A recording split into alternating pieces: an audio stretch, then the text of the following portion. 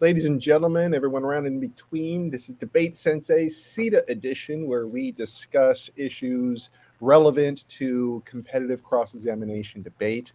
I have the Director of Debate, California State University, Long Beach, Deven Cooper, with me today. Thank you so much, Deven, for being with me. Awesome to be here. Nice. All right, so now we're going to be talking about one C's. And so first, negative constructives. And I also want to preface this with that we are recording this before the Kentucky tournament, even though we're going to be posting it afterwards. So this is going to be a little bit of reviewing what you saw at the first tournament in Northwestern, as well as predicting what might be coming up in Kentucky. So let's start with that this sort of limbo state that we are in right now, where that developing negative strategies is somewhat of a different process than first affirmatives, where the first affirmatives that come out, they might be fairly consistent, like fully formed from the first term, right? But negative strategies tend to evolve over time. Would you say that's fair? I mean, they do evolve, but the thing to remember is that this is a topic that we have had. Well, nuclear war is a topic that is in just about every single topic that is international or has some international appeal to it, right? Even some of the domestic topics might have a little bit of it in there, but it's literally in every topic. So all it is that you're making some modifications to a larger style of disad. Okay. Changing a little bit of the actor of a counterplan. Okay. So a lot of it's like just back files, and you're updating uniqueness to a lot of them. Yeah, or if there was something new that has occurred since we've talked about nuclear weapons proper, people will create new off-case positions based on that. Okay. Do you expect there to be any sort of significant updates to negative strategies by Kentucky? Well, it depends on what happens in the world, because if there are significant changes to like our nuclear arsenal, or if we put troops somewhere, or whatever those type of international relations things that could occur could dictate the uniqueness of some disads. So there could be changes. And I think that there may be changes based off of Zelensky testifying at the UN. Oh, that could change some things. Wow. Okay. You think that his recent, because that was just yesterday? Yeah. So, people are probably busy cutting that out right now. Okay. Could be, because like there's implications for what he was saying, because he was talking about nuclear weapons and nuclear striking, and he was talking about like how people want to talk about disarmament, disarming nuclear bombs, nuclear weapons, but Russia is what needs that disarm more than anybody else. Okay. Yeah, but also what was funny that came out of that conversation too is that he was talking about Russia using power plants as dirty bombs. He was using metaphor. Thing. He was also saying that they use energy as a weapon, food as a weapon, climate change as a weapon. So well, and like it wouldn't even be metaphorical if they were using nuclear energy as a weapon. Like that would cease to be some sort of tenuous link. It's like no. It's like you can link it into the nuclear forces language there. Oh, that's interesting. But so that I feel like that conversation could also modify a lot of these deterrence disads, right? Because that gives a lot of uniqueness for AFs that might want to do no first use, or changing the posture of like the triad when it comes to Russia. Because I think what he was saying magnifies the idea that we need to have nuclear deterrence. because what he was saying also is that it's very interesting when we have an evil country or evil Yeah. entity such as Russia. Is what I'm not saying Russia's evil. That's what he Yeah. was saying, Right. Right. right? Right. Right. Because I don't, it's not my Yeah. thing. But what he was saying is that it's kind of ironic to say that the United States should disarm or other places should disarm while Russia is expanding its influence through power plants and nuclear energy. Okay. So yeah, Okay. it sounds like deterrence to me. Yeah. Right. Right. Right. And so let's start with that. And so was deterrence a pretty popular disadvantage? Oh yeah, which like And it's a disadvantage that we lost on in quarters. really, really okay. Yes. So and what side you were on? So you were on We the were AF. we were affirmative, yeah. Yeah, and they ran a deterrence disad against your K. We actually ran Oh, 7 off against us. okay, okay, 7 off case positions and case arcs. okay. But my student dropped Oh, into a C the deterrence disad, and that okay. kind of All right. made the trajectory go the way it did. Yeah, it happens, man. I've seen some of the best teams do that. I've been on some teams that did that. Yeah, But the thing is, most of the straight up teams were going for nuclear deterrence disads or really. like military relations disads or something along those lines. A lot of them were. Okay. And from what you hear, has it been pretty effective? Not It just was against you. effective. It was effective for Georgetown. Oh yeah. Georgetown went for a nuclear deterrence disad in at least two of their negative rounds, and they were wait they were actually no they were 6-0. They were top Okay. seed. Okay. Georgetown was number one, and we were number two. Cool. Cool. Cool. And so two out of their three rounds were a deterrence DA that really tipped the Mhm. favor. And Okay. I'm So pretty sure that was the deterrence. case for a lot of other straight up policy teams as well. All right. So let's outline this position a little bit for anyone who doesn't just kind of understand it. What's the story that you tell for the deterrence disadvantage? Not Pretty you, much. but yes. Yeah, I know. Yeah. But pretty much it's that, like, we have our weapons, situated the way they are right now, right? And Hmm. so what happens is the affirmative does something like disarm or take them off high alert or whatever strategy, or eliminating a part of the nuclear triad. What that does is sends a signal to other folks that we are backing down for some of our commitments and some of our maybe security guarantees to other countries, or the perception is like we're weak or Right. kind of defenseless, right? And what that does is that makes it so that it's harder for us to deter threats that might come to our allies or threats that might come to us. And so, of course, that leads to, internal link story of like how other countries like Russia or China might perceive that, and could lead to like some level of proliferation or arms buildup of other countries that see that we don't have pretty much their back anymore. Hmm. So that makes it so that we become a lot more susceptible for a first strike from China or Russia. So the story goes to nuclear prolif and then a strike. Okay. Mm-hmm. Doesn't anybody play with the impact scenarios? Like I don't know. That is an impact scenario. Okay.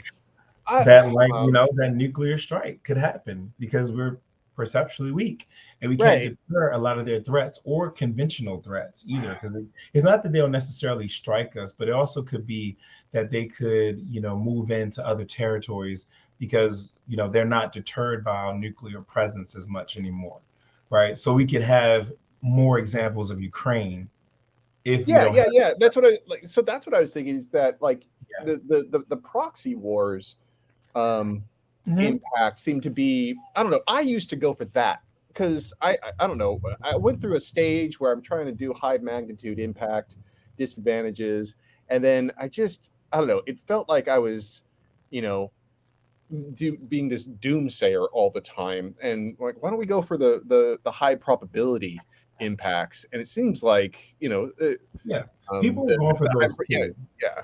And I mean, if you're going for body count, which is a horrible thing to say, but even if you're going for body count, the proxy wars, I think, over time outweighs even like a first strike. Yeah. I mean, it's a horrible. Yeah, I know. I mean, Anyway, the deterrence dis ad is probably one of the most popular dis ads that people are reading. I'm pretty sure as we move forward, there's going to be politics and elections dis ads that are going to pop up. oh damn. Okay, politics. Got it. Yeah, yeah. Okay, but you Because did like those. I feel like the scenario might be is that Joe Biden disarms these weapons, like the plan gets him to do that. That's not popular with a certain base of Americans, and that Oh man. causes it to tip the scales to the Republicans or possibly to Trump, and Trump wins the election, and then disad would lead in whatever bad thing that could happen that Trump could do.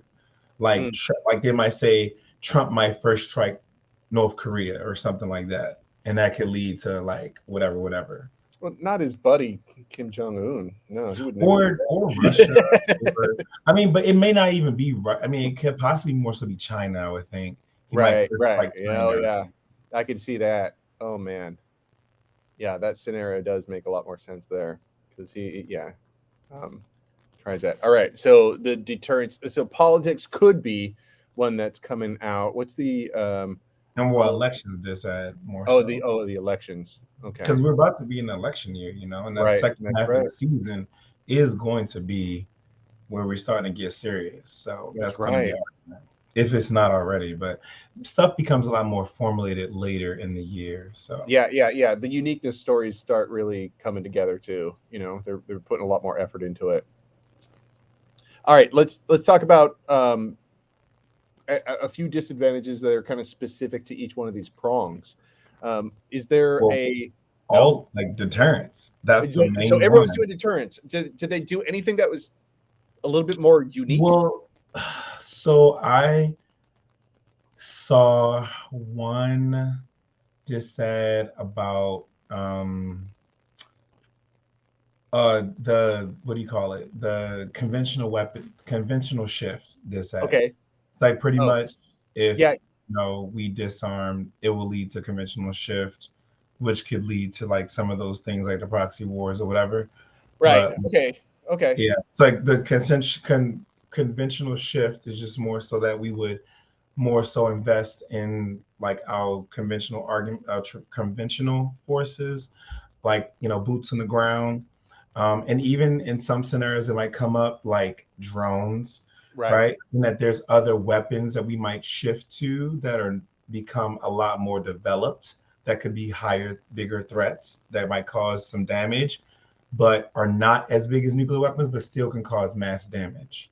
Uh, Um, I like that one. I think that story is makes sense. I think people can follow that one. Yeah. Um, okay. So people are generally just doing the deterrence. Nothing more unique than that. Well, let's talk about. Do well, they have? there Yeah. was Go ahead. one other this ad that I saw that was like if you disarm, it's kind of like conventional shift E-ish, but it Mm, was like if we disarm, it kind of like trade off. It was a trade off this ad. okay. It's like we disarm, it kind of trades off with the military going more green. Mm. Oh. And so like changing from dependence on like oil and stuff. But like the thing is that like if we have more of a conventional shift, right, or like this particular trade-off that could occur, we would have to invest more into those types of uses of like fossil fuels because Oh a lot wow. more of Okay. the traditional weapons, right, or tank and bombers and stuff like that, that require oil. And so that kind of like it makes it so that climate change becomes a big issue. The impact is climate change pretty much, because Okay. they're saying that the military is the military is one of the biggest emitters, and that's a thing. And I saw Okay. Wyoming read this just against us. Oh, okay. But I think it's a clever idea. Yeah, it is. Like, man, but oof. So you still got to win you still got to win that the momentum is going, like the uniqueness level of that Mhm. like is the military even going in the direction of green right now? I Well, don't. it is. It Okay. is trying Okay. because it's come to national attention that Right. it is one of the biggest emitters of greenhouse gases and uses of oil and all that good stuff and Okay. polluters. That is clever. That is clever. I mean, if nothing else, if somebody doesn't have something prepped on that, then you could catch them a little off guard. Mhm. What do you think about the staying power of that particular disadvantage, long term prospects? It could be a long-term prospect because it is a ongoing like plan that the DOD has tried to initiate, Okay. and Biden is really pushing for it to be a Okay. thing. So we'll see, but I Okay. don't think that it's going to automatically change like overnight. So Yeah. All right. So if deterrence is the big old disadvantage, it's a big I one. yeah, I can't really think of a complementary counterplan off the top of my head. Are people doing that? Um, so I didn't really see counterplans as Okay. much, but That's what I'm wondering. It sounds like there wouldn't be. but there are some, right? Okay. People might have an advantage counterplan of some kind that they just like make up that would still be that would solve an advantage of the AF, Yeah. but say largely that the disarm or whatever the mechanism is a bad idea. And that's why Okay. deterrence would be the net benefit to that advantage counterplan. Okay. So it's yeah. You said Also, sorry, assurances DA was one too. Um, assurances. Oh, yeah, just like ally stuff right. that International we, relations yeah, sort of because it would level. cause like some of like, so I think one of them was like Ja- Japan, maybe. Maybe that It's like if we were to do no first use with China, Japan um, would militarize or nuclearize. probably, Okay. or also Taiwan, possibly either too. Right. Oh But yeah, the, yeah, the yeah. thing is that like if there is this particular no first use thing, it kind of like makes it so that our assurances to our allies may not be as strong because we're Right. not going to be able to really deter them as much without the nuclear weapons. You Yeah, know, yeah. So it's more like the ally end of deterrence, whereas like deterrence straight is like the enemy side of deterrence. Is like Mhm. how do we deter enemies but also assure our allies? It's Yeah, kind of this like two sides of the same coin, really. All right. literally. Yeah, yeah. So like did you hear any counterplan texts? Not really. Yeah, okay. So Um, yeah. I It, was I so mean, used to having but like walking into a round always having a counterplan ready. But this one seems like it's like, no, just go hard on like deterrence or whatever K you got or something like that. yeah, but some of the some of the what do you call it? Counter plans are just like based on like mechanisms that people have, you know, talked about, like, or a certain mechanism that exists in the AF. Like, so for example, there was one counter plan that was like the United States should adopt a nuclear first use policy to deflect asteroids. Oh, I totally would do that. If it's like a parley round, I would totally be doing it's like, no, we got to shoot some killer asteroids down. Yeah. Yeah, and so that was a thing. Another one was like the United States should adopt an existential threat nuclear policy, right? What? Okay. Yeah, so it's just like just if there is some preeminent threat that could be possible, we should be able to use nuclear weapons as opposed to just like Okay. firing on, because people think that no first use policy is not really viable. It's not a viable option. I mean, there's a lot of people that write about it not being a viable option, but it's like they come up with different stuff. Okay. Okay. And I mean, it's even funny. I think there was like some talk of like a state's counter plan. What? How do you But yeah, a state? How do you do a state's disarm? I don't get like. I like there's some tricky stuff to it. Uh like because maybe just the ones that are physically located within the state, Could like the be. ICBMs. Huh. Yeah. Or just like other stockpile things. Huh. Okay. Okay. So, but but a lot of this stuff is literally like it's just becoming a thing. Like it's really developing, and so people are doing stuff that they, traditionally have done for years. And so that's just the Yeah. thing that we're starting to look at strategies that have existed before, and they're just making their way back into the periphery again. Yeah. Yeah. Yeah. Like the state's counterplan stuff. I don't know if this makes any sense, but I've always thought about like the federalism state's counterplan thing as just this post fiat critique with an alternative. Like I don't know. Does that make sense? Yeah, I get it. But I mean, I don't think the state's counterpart is gonna be popular, but No. No. No. people No. kind of, Like you I don't know, even like it doesn't make sense on a nuclear topic. You know what I mean? It's like if you're maybe on like education policy, maybe mhm. on health policy, you know what I mean? But on a nuclear policy, no, that makes no damn sense. I don't get it. I'll listen to it. Don't get me wrong. Like I'd like to hear it, but That, believe me, there will be a story. There will be a story. all right, we got to get into some critical stuff now. Okay, so we talked a little bit about critical apps. Mhm. What are some of the more straightforward critical negs?